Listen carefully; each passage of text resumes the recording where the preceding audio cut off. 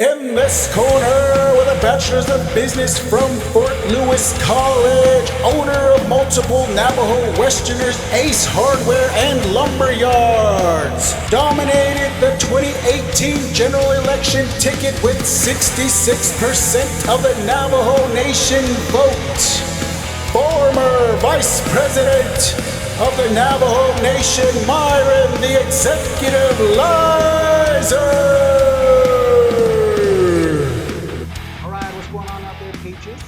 NavCon Patriot from the American Signal. Today I am here at Camille's Sidewalk Cafe, and just a quick note here, I'd just like to thank Camille's for letting us use their facility here. Today I am here with Myron Lizer, one of 16 Navajo presidential candidates. And just to recap for the audience out there, what we're trying to do here at the American Signal is we are trying to get all 16 candidates to answer 9 questions. And those 9 questions pertain to a functional governance, an economic engine, and infrastructure. Because from my perspective, I do not think the Navajo Nation has those things.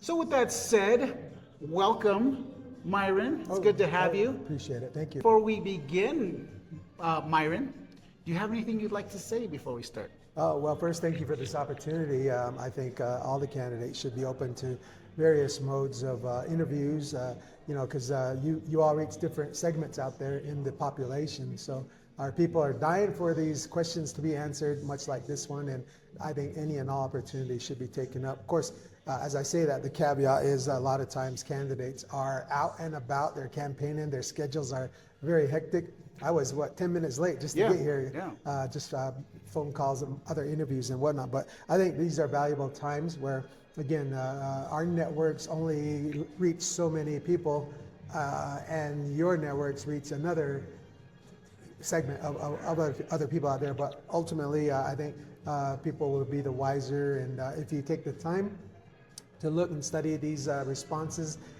you'll even know, hopefully know how to vote, or maybe other additional questions will be perked. So I think these times are valuable, Jason.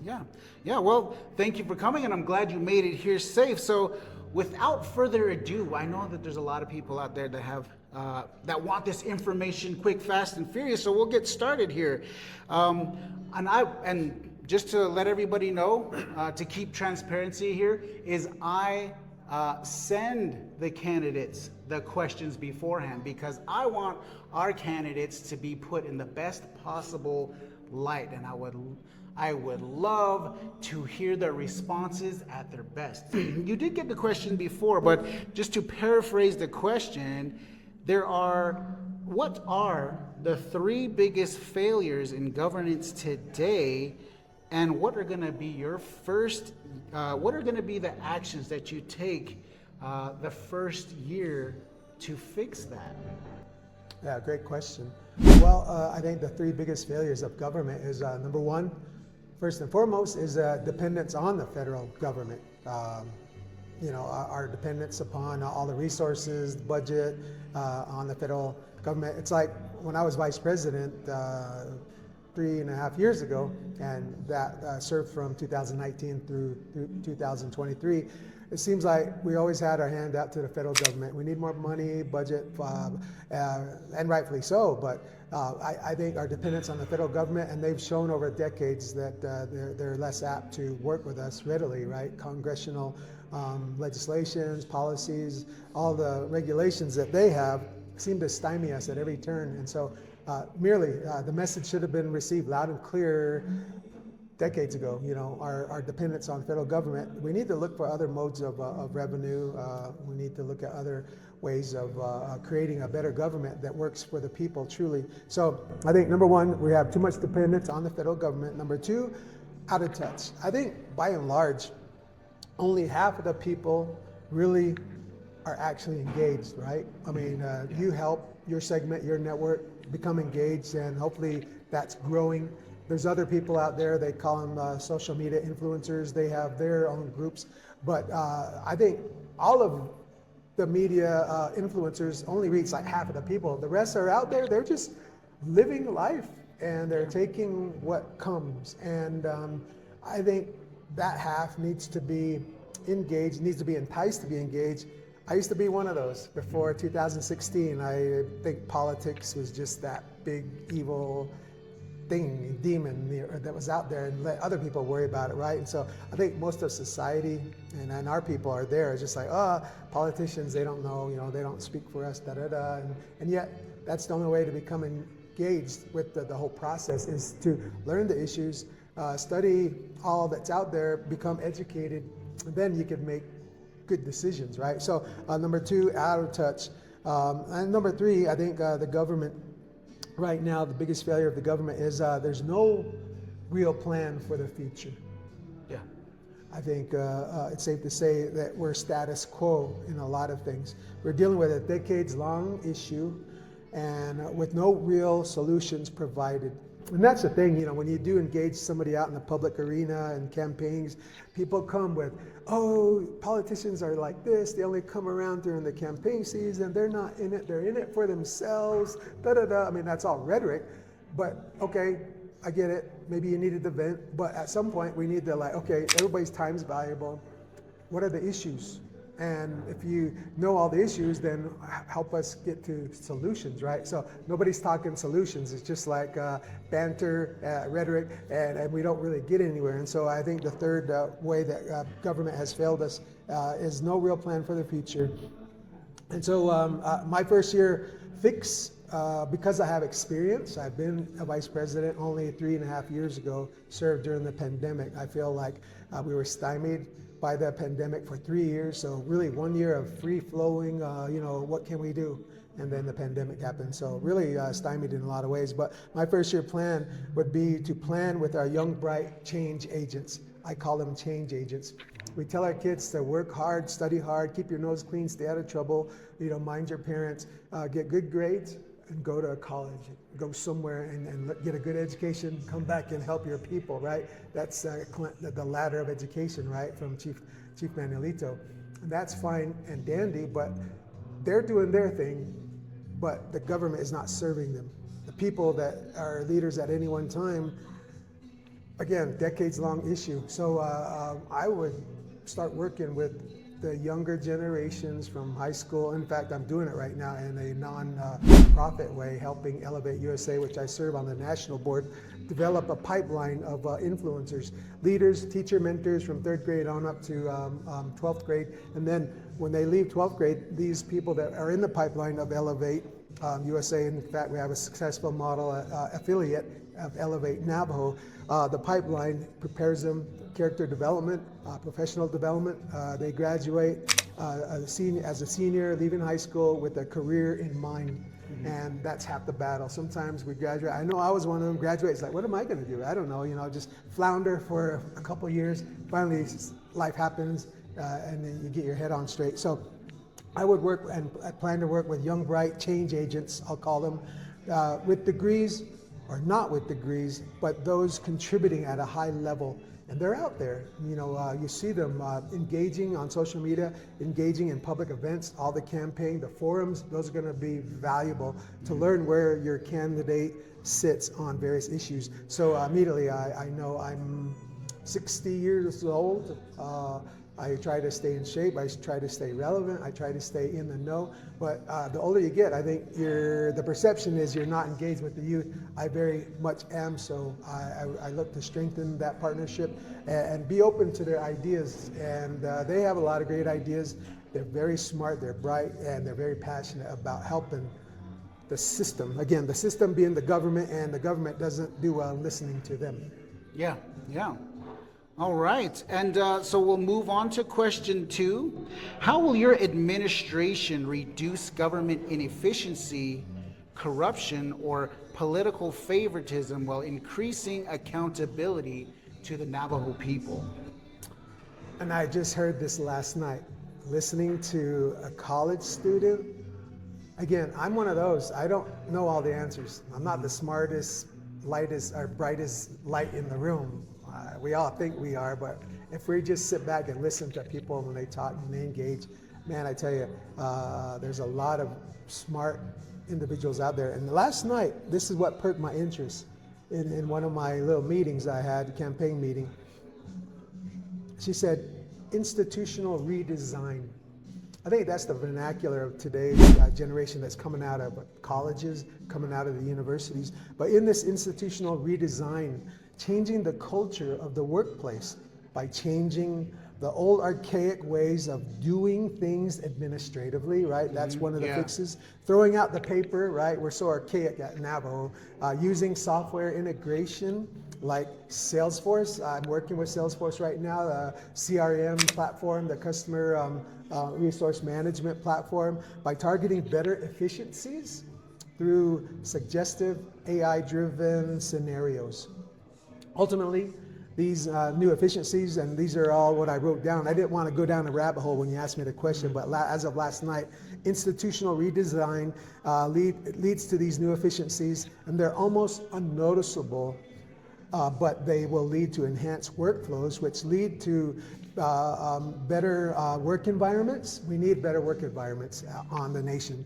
Unity and common goals as a driver will foster escalated collaboration between silos of divisions. Again, I was a vice president 3.5 years ago, and those 4 years, meeting after meeting after meeting, it seems like you didn't even get things done. You just got a bunch of notes, and then you're following up. Hey, did you guys get that done, that last directive? Oh, well, we had this problem, blah, blah, blah. It was like, okay, we need another meeting. It seemed like you're spinning your wheels, and so that was the experience I had. But better collaboration between the silos of the divisions, of the 13 divisions that are out there in the Navajo Nation government. They don't work, they don't talk to one another.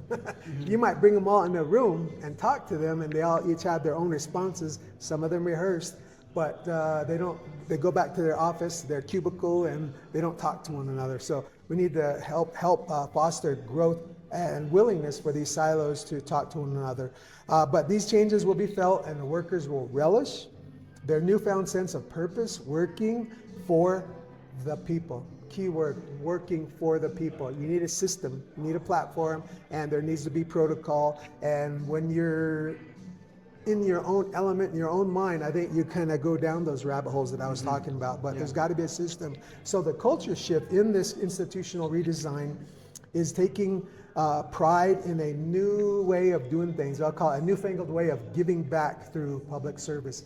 They got to be motivated. They got to be willing to talk to one another. And I think when we bring bright individuals, bright people together, look at the issues, bring solutions. Let's just not provide and regurgitate rhetoric. Let's actually work to provide solutions for the benefit of our people of the Navajo Nation.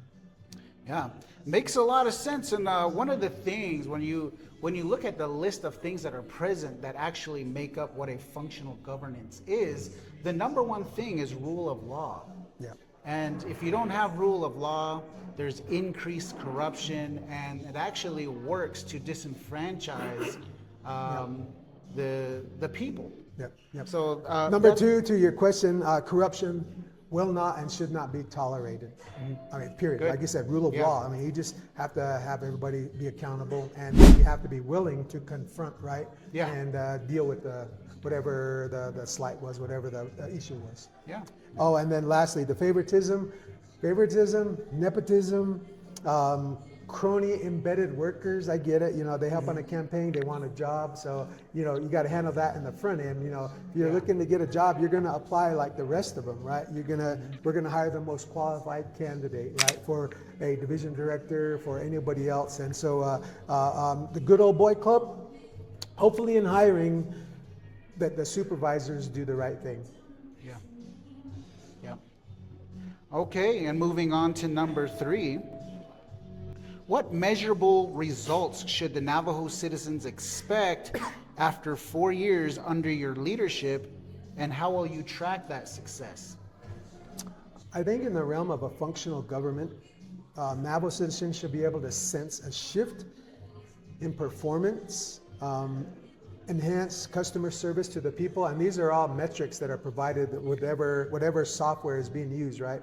I mentioned Salesforce CRM, the customer resource management platform, but there's key metrics out there that can be tracked, data that can be used to create efficiencies that we're all looking for. Noticeably higher professionalism in the workplace needs to be one of our utmost highest priorities, professionalism in the workplace, and escalated accountability measure that I just talked about earlier. Corruption will not and should not be tolerated. But in the office space, in the work environment, when everybody knows that those inefficiencies will be dealt with, they should also have a whistleblower, office or platform where people feel confident that if I blow the whistle on a slight, a problem, an issue in the office or in the division, that there will not be retribution. So these need to be communicated, and everybody needs to say the same things in those responses. So those are the things I think. Success tracking would be done via workplace surveys and traditional KPIs. These are, KPIs. You know what a KPI is? Explain. I just know as KPIs, key production interface. I believe somebody's going to correct me out there. I know at KPI, but these are just the metrics that you use to track success, to track issues, to track problems, and it's like workflow management, basically. The traditional KPIs as relates to human resource management theory. There's people in the human resource management that were able to go stay safe, mind the policies, the employee handbook, if I can say, and steer clear, but also look for those to stay legal within how to handle and how to address certain personnel issues. All right. So that concludes the portion for the functional government. For the audience's information, there are actually 12, or for functional governments, there's 10. There are 10 items that should be present that actually make what a functional governance is.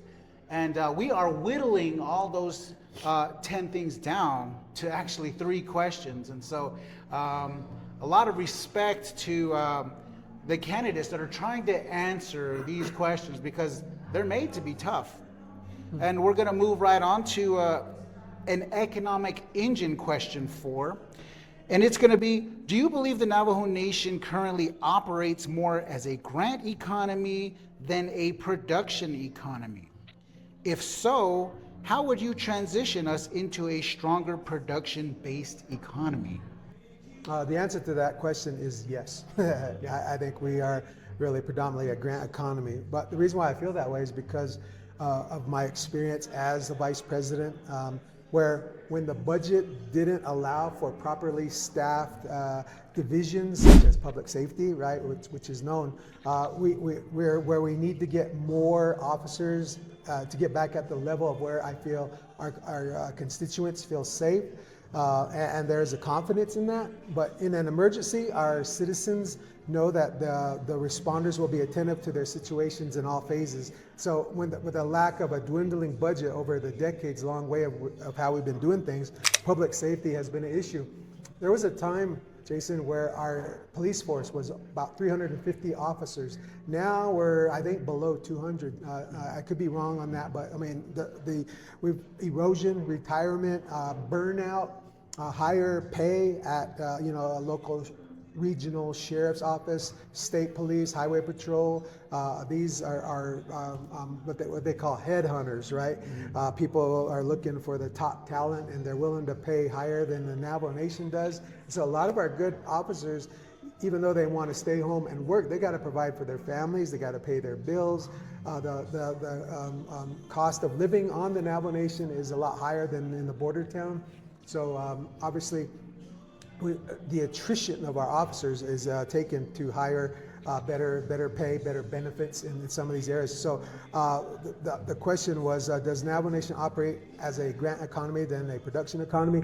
We're not producing anything. Yeah. We don't have factories. We don't have manufacturing facilities. The one that we had up in Page closed. Yeah. And so, it's like we don't do well at manufacturing, at creating things. The only things we are known to create, and it's great, we have our artisans, our sand painters, our silversmiths, our oil painters. I mean, we're the most talented segment of society out there. Our silversmiths are creating great, our rug weavers, they create great masters of art, masterworks. And so we do create to a limited capacity, but we're not building furniture. We're not building homes. We're not, building modulars, which is a lot easier to go to a home site lease. And, we know that there's easier way to do things, but we're not pursuing those. And so my question is yes to this. We're more grant. We're looking for the next greatest thing, because grant is like the low-hanging fruit that's not manufacturing, that's not developing revenue for our nation. We're still in transition after the Navajo generating station closed down. We've lost $50 million of revenue to the nation. We've not replaced that yet. ARPA is not a replacement. ARPA was a response to the COVID pandemic, and those monies will sunset, and we didn't spend it all because we don't want to send it back to the federal government, which they'll require on December 31st if we don't spend it all.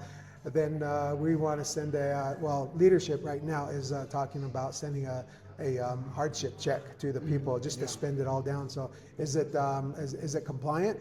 I don't know. I don't know. We should have built things that would help us stave off the next pandemic and help our revenue generating processes, all of them down the road. So we're more looking at low-hanging fruit. Grants offer that.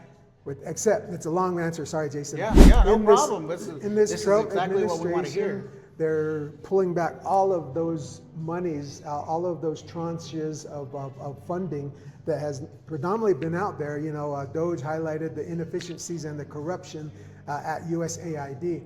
And some of those monies that was going out there was trickling down to the tribal nations.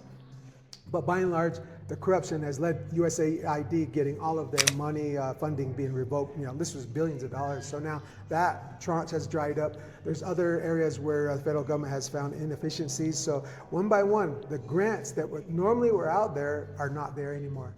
The government is and a Republican government administration is very fiscally responsible, very fiscally conservative, and so all the free money that was out there is no longer free anymore. The workforce development programs we should be flourishing right now, seeking those out in the next AI wave of becoming energy dominant. All of these things, those are the low-hanging fruit that I think. But yeah, after NGS closed, we're still in transition. Yeah, and for the audience out there, one of the main symptoms of us being a grant economy is how often do you hear when dealing with any one of the programs, we're running out of money. We have to wait till the next fiscal year. So that's a great indicator that we are functioning as a grant economy rather than a production economy. So moving on to the next question, number 5, under economic engine. What industries or economic sectors do you believe offer the greatest opportunity for the Navajo Nation over the next 10 years? And how would your administration develop them? The industries and economic sectors, I believe, that are where we should focus in my administration. Will focus on these, but I'm even doing it now as an outsider, working on the outside with my contacts, knowing that there's influence that I have in this present administration. Energy development, right? Using the words of President Trump, America, he wants the United States to be energy dominant. No more relying on other countries for this, Saudi oil, all this stuff. We have all the resources here in North America. Yeah, we do. So we need to be able to tap into these regularly. But I get it. People are saying, the environment, that slows progress. How do we meet in the middle? I think tribes, and I think Navajo, I'm very sentimental about the Navajo Nation. We need to be at the table. when they're carving and then creating niche opportunities, pulling back the long arm of environmental compliance, the long arm of all the stifling government regulations. President Trump is willing to waive, to increase better workflows through surveying, through permitting, cutting the red tape, and getting to helping America become energy dominant. Tribes need to be at the table helping. It's like we always wanted to tap into our resources, but BIA stymied us, EPA stymied us, Department of Energy stymied us, but now we have a president who's saying all the right things. And I get it, there's still detractors out there. They're like, well, slow down, you're moving too fast. And we know what happened, during our previous times where we were left out of the discussion.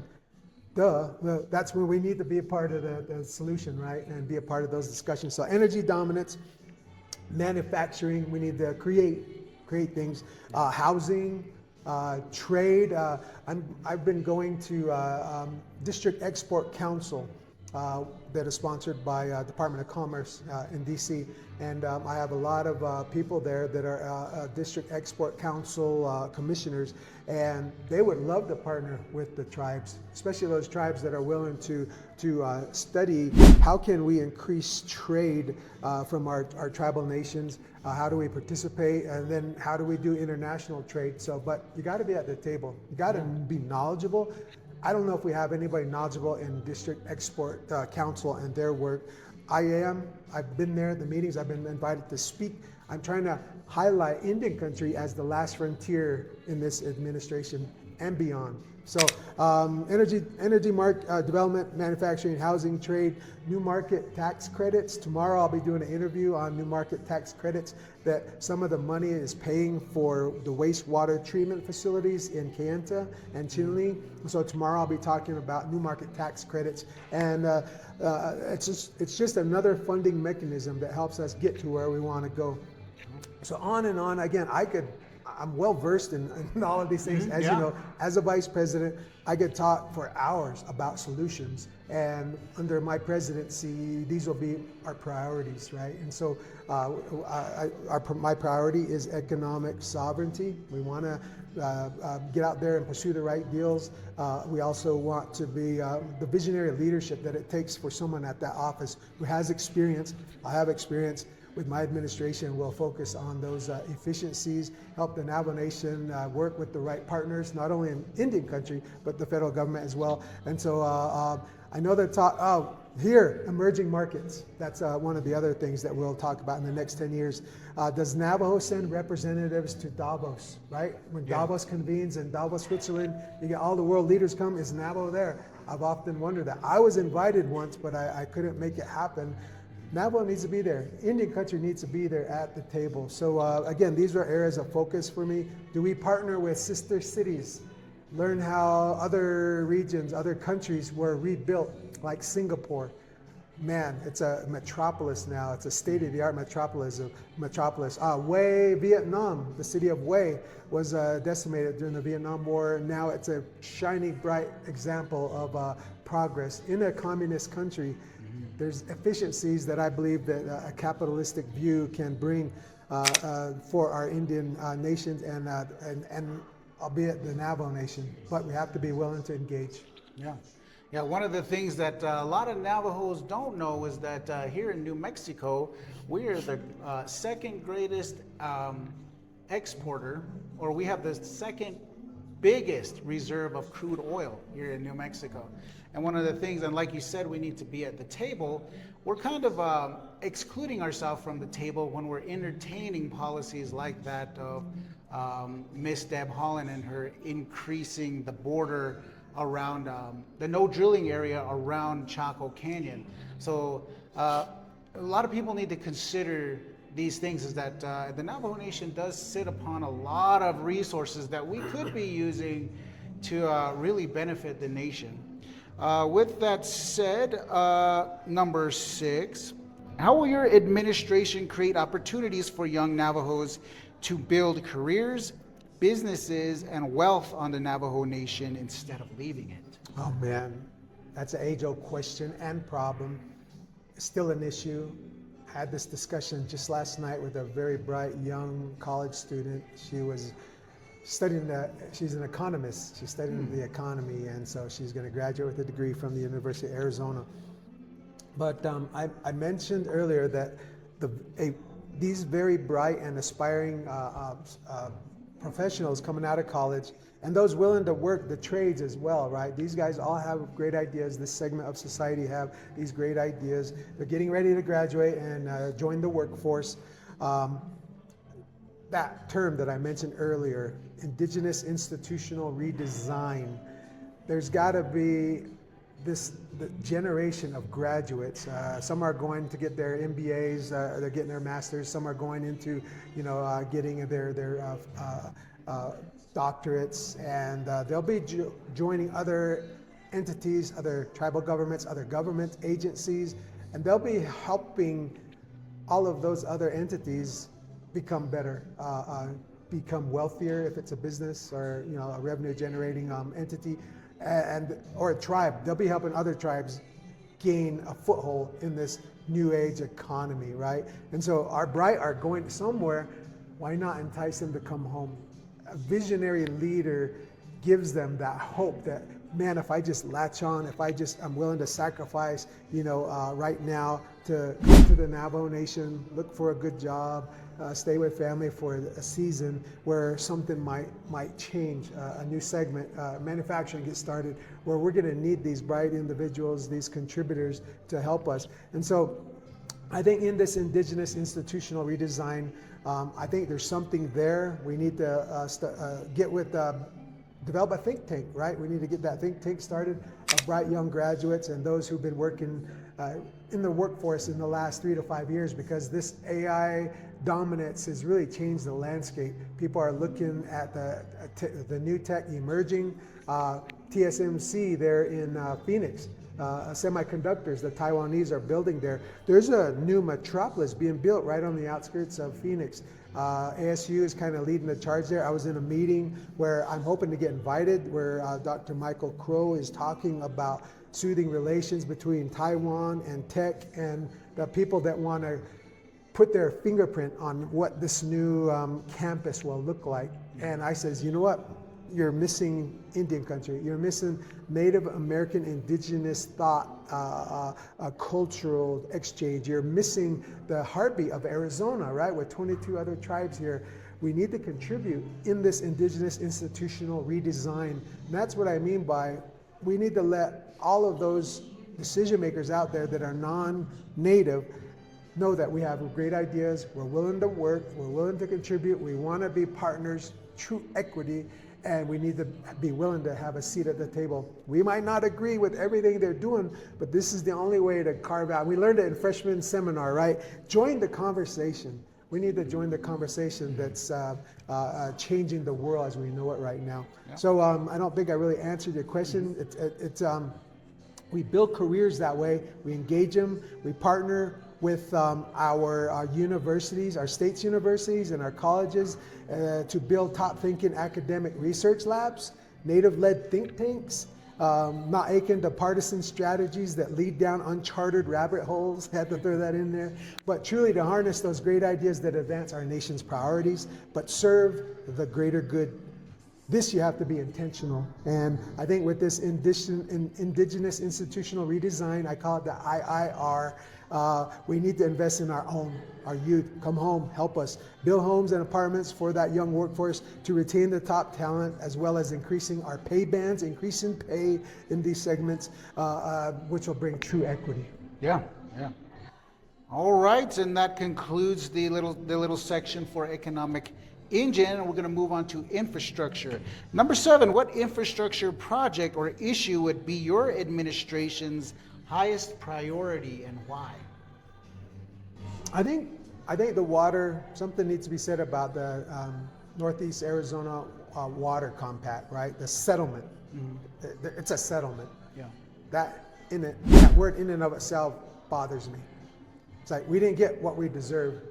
We didn't get what was truly ours. We're settling. And so I would hope that as I come in as a president, my administration, that we maybe rethink this thing.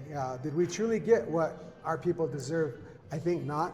How do we re-engage? How do we get to a water compact where there's equity for the original people, the Hose people? We were here first. I get it. By the Winters Doctrine, early in the 20th century, in the early 1900s, we weren't there at the table. We didn't even get a right to vote until 1968, right? And so it's like, okay, the present law that has shaped our future, we need to renegotiate.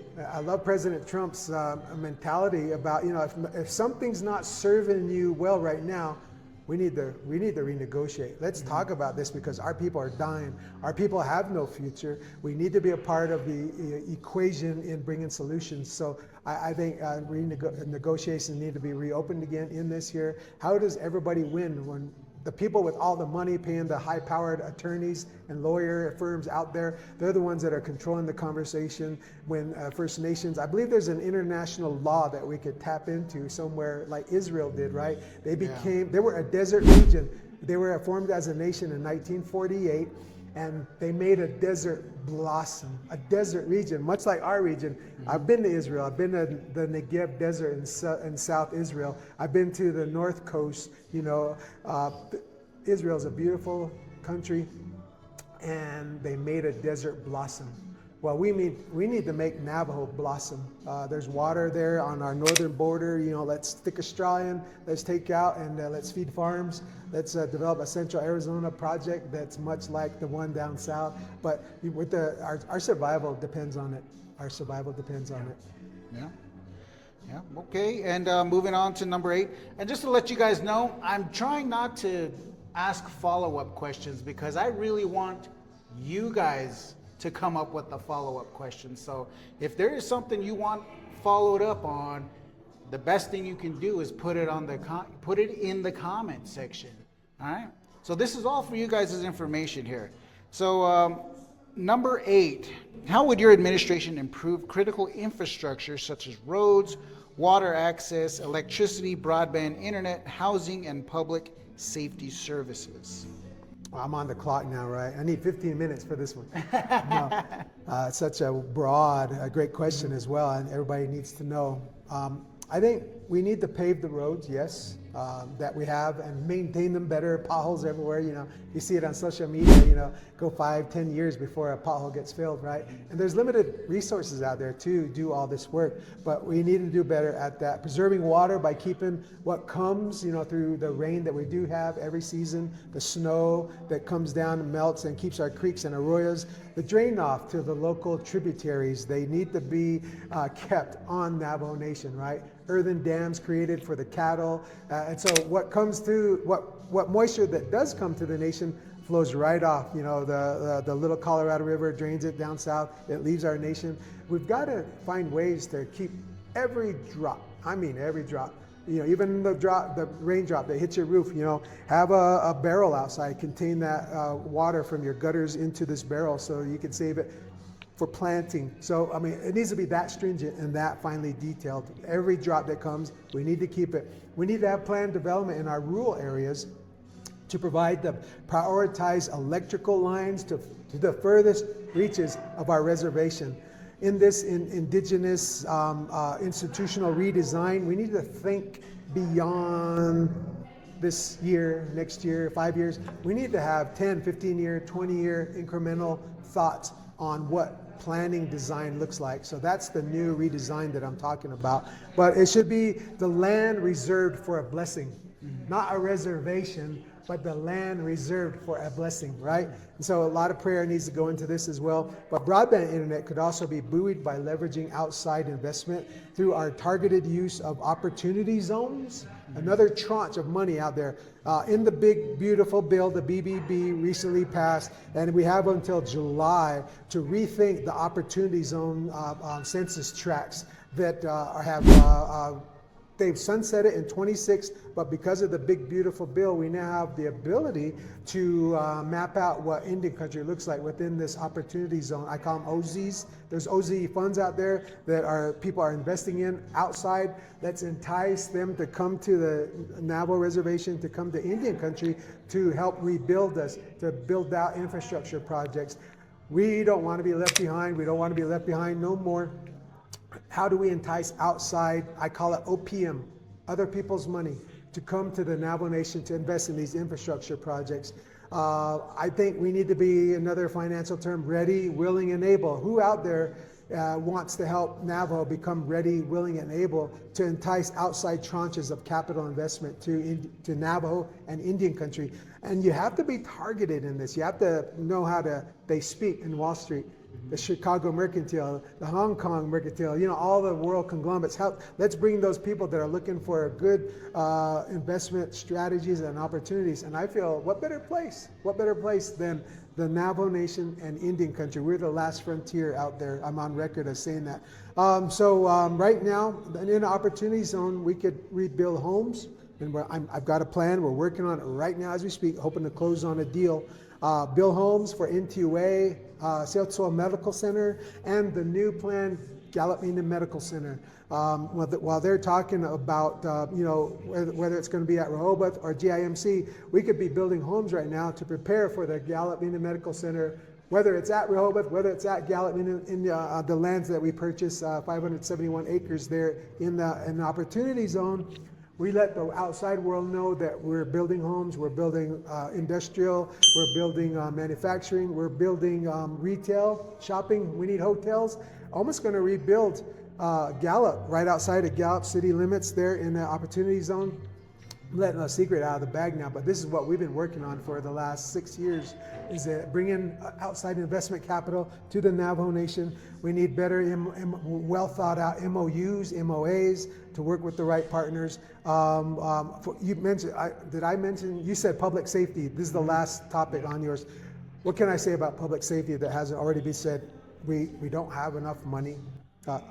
My cadence picked up. Do you feel that? I got excited, man. Public safety, the quickest way to increase better service for public safety segment and for our people starts at better communication. I was in a meeting and the officials, the people that we depend on for that public safety rollout, they need to communicate. Our CI, our criminal investigation unit, needs to talk with the police. Yeah, the boots on the ground police officers, the ones that hit the beat and then go out there and then help our people. Talk together and plan accordingly, but there needs to be better communication, as simple as that. These MOU, MOAs for public safety, working with outside agencies, San Juan County Sheriff's Department, McKinley County Sheriff's Department, Arizona Apache County Sheriffs, Navajo County Sheriffs, Utah up there in those counties as well.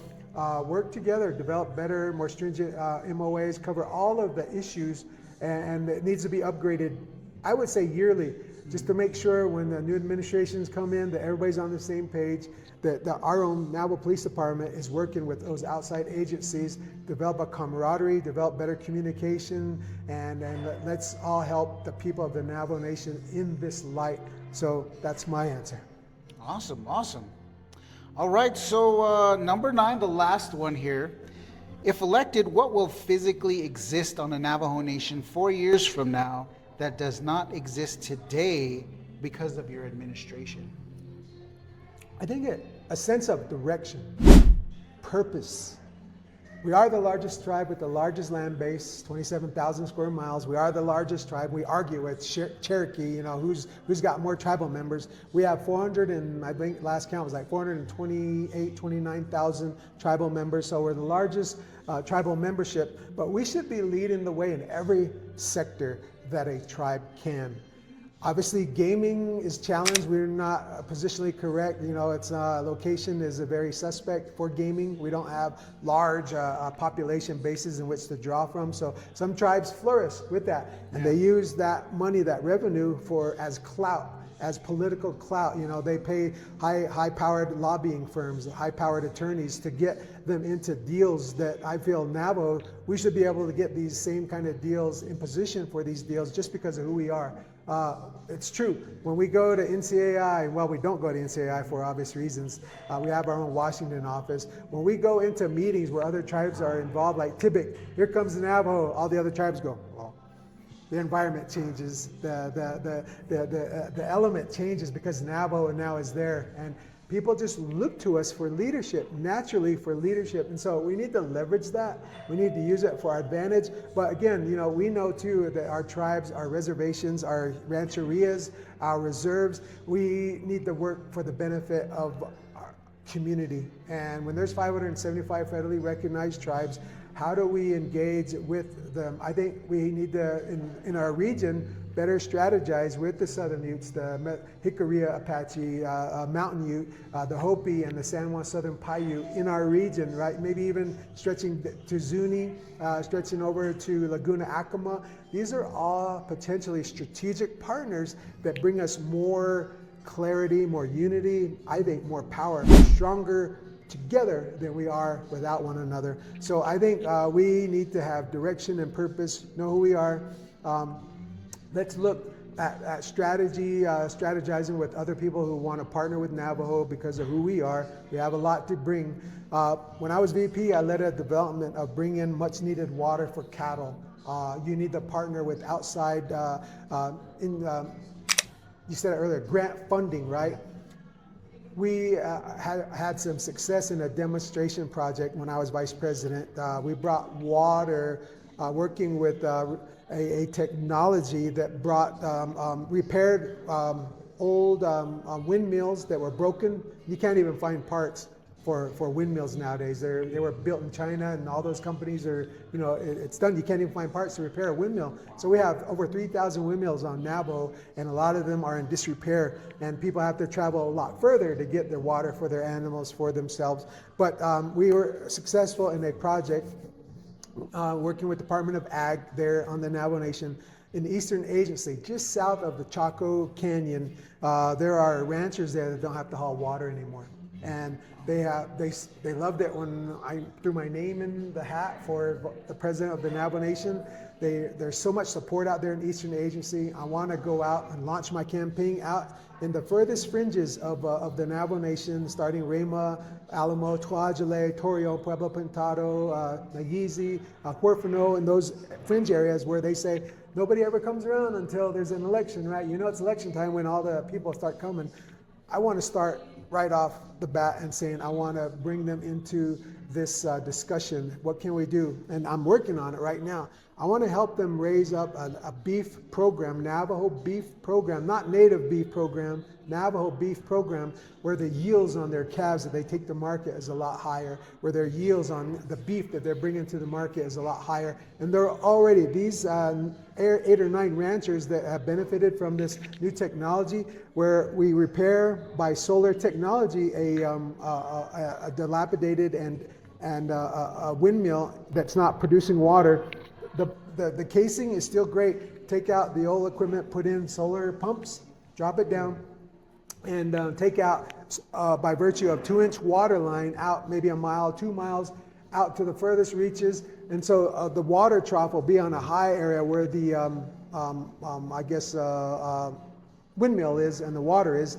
But take water out to the furthest reaches of this ranch by a special 2-inch water line and create drinkers at the end. And in those drinkers, they fill up by virtue of technology, just like your air, swamp cooler works. It's got a little pump, it's got a little, what do you call it, a leveler, and once it reaches its capacity, it shuts it off. Mm-hmm. And it stays full all the time. Cows come, cattle come, livestock comes, and they drink. They don't have to travel back a mile or 2 to where the water used to be.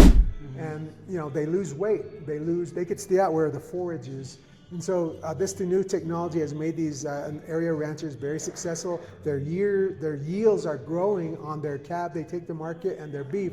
But this is a success, and I want to tout this success in each agency. Let's take it west. Navajo recently lost $25 million.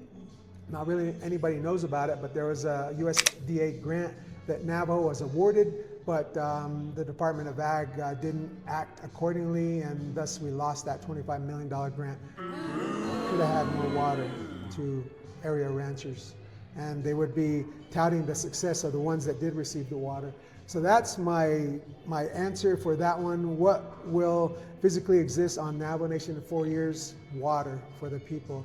The ranchers that so need it. Those ranchers that are benefiting right now, they don't have to haul water anymore. They can worry about fixing fence line on their ranches. I'd love to work with the Department of Interior on allowing these ranchers that have ranches out there. I understand that they're not able to build home on these parcels. Man, let's let's get them building homes where these ranchers really become ranches that we could be proud of, where the ranchers that own the cattle, they can build an abode, they could build a hogan, they could build a ranch style home, right? Using today's vernacular, build a home on those parcels of land out in Eastern Agency. I just think there's so much opportunity. Jason, my cup is half full right now under this administration. I think Indian country, because of who's in the office, think their cup is half empty. I'm saying let's work together, let's partner on key viable projects, and those will be the low-hanging fruit that I worked on in the first year of my administration.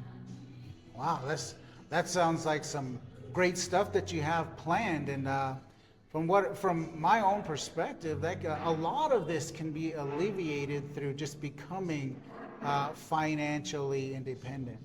That's our goal. Yeah. I mean, this is a bad posture. Go to the president in D.C., right? I need some money. Yeah. Peso atin. Yeah, I need some more money. Sha. Yeah. And so that's a bad posture in and of itself, but I think our Navajo Nation is primed to join the rest of America, the American dream, right? We've been excluded from the American dream.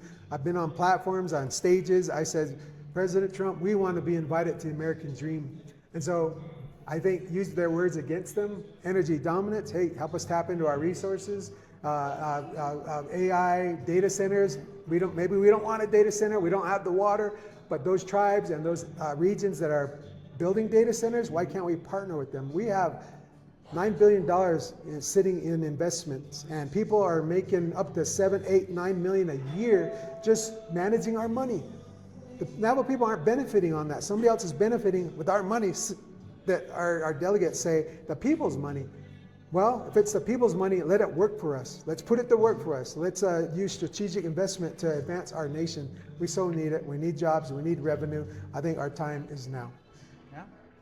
All right, Myron. Well, I'd like to thank you for giving us the time and, all of these things to consider when looking at a future Navajo Nation president. But thank you for coming out and giving us the time. We want the best leader. That's what we want. And the only way to really facilitate that is to allow our leaders to show the best parts of themselves.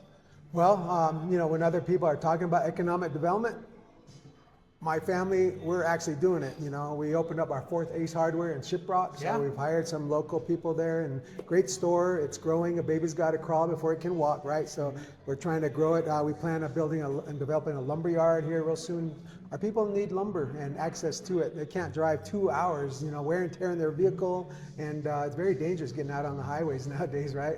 But hauling back housing, lumber and building materials, right? I mean, let's bring it locally. And we did it once. I stepped away to become vice president the first time, and family decided, they didn't want that additional responsibility. In fact, they didn't know much about lumber, but I'm saying, now it's like we have to, it behooves us. The market is there, the need is there. Let's bring lumber to the Navajo Nation. So again, when other people are talking about it, I'm actually doing it. And then I think working for the Navajo people at a higher level, higher platform, with more strategic partners that actually want to work with us, we got to be at the table to engage and negotiate truly beneficial deals for the people of the Navajo Nation. All right, that sounds strong to me. And so for our audience out there, if our audience wants to know more about you and your campaign, where can they get this information? I have a website launching, I'm trying to think. It's Lizer for Navajo Nation. I think it was lizerforindian.com. I could be wrong, but if you just type that in, your search engine will automatically take you to that. But on there, you'll see all of our platform. I love it. I can't wait till it gets launched. We're working, fine-tuning it, but we're adding testimonials on my leadership, on people that just say, man, president or vice president, and they're calling me president too. Oh. I don't know if it's like prophetic or if it's on purpose or teasingly, but people just naturally say president. And I'm like, okay, I've heard that for 4 years since I left office.